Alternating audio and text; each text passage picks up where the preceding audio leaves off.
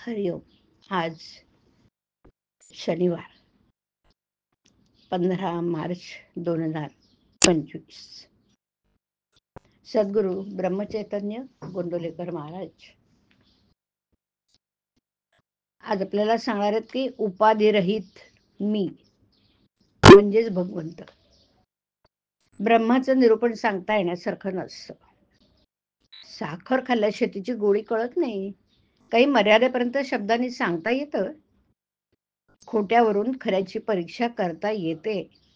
तसं माया ज्याला कळली त्याने ब्रह्म जाणले म्हणून समजावे. पण मी मायारूपच जर झालो तर ती कशी ओळखावी? सत्यावर छाया पडली तीच माया झाली. वस्तू आहे तशी न दिसता विपरीत दिसणं म्हणजे माया. तेव्हा मायेच्या तावडीत सापडल्यावर सत्य आणि परमात्म स्वरूप असणारं ब्रह्म जाणणं कसं शक्य होणार? जी जगते मरते ती माया. म्हणजे माया ही नाचणारी आहे, भंगणारी आहे. शाश्वत आनंदापासून जी मला दूर करते ती माया. भगवंतापासून मला जी दूर सारते ती माया.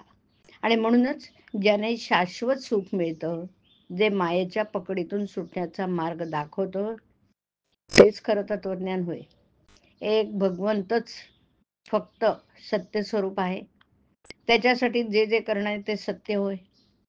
मी देवाचा आहे हे कळणं याचं नाव आत्मनिवेदन.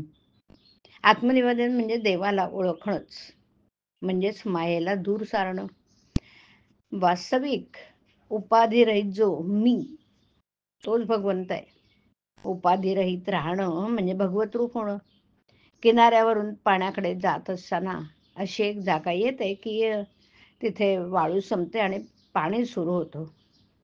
म्हणजे त्या रेषेच्या अलीकडे वाळू आणि पलीकडे पाणी, ही मधली स्थिती म्हणजे तुर्यावस्था होय. इथे मी ब्रह्म आहे अशी जाणीव राहते. निर्गुण परमात्मा आणि ही सगळी सृष्टी यांना जोडणारी साखळी असेल तर तो ओंकार.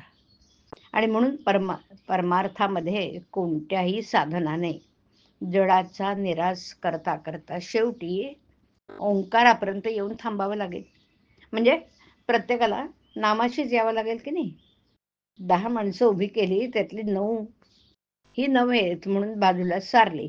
10वा राहिला तोच खरा. त्याप्रमाणे हे नाही ते नाही झाल्यावर शेवटी जे उरलं ते ब्रह्मच. भगवंत गीतेमध्ये अर्जुनाला म्हणतात, तू ज्ञानी असशील तर समाधानात राहा, पण तू तसा नसशील तर मग उगीच ज्ञानाच्या गोष्टी सांगू नकोस. आणि कोणाचं तरी म्हणजे अर्थात ज्ञानी माणसाचे ऐक आणि त्याप्रमाणे वाग.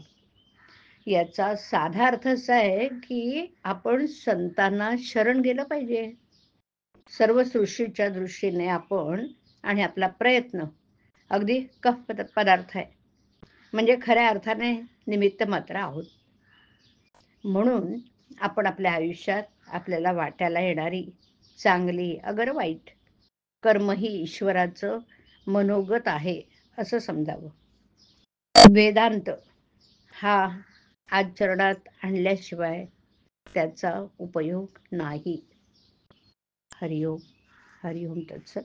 हरिओम.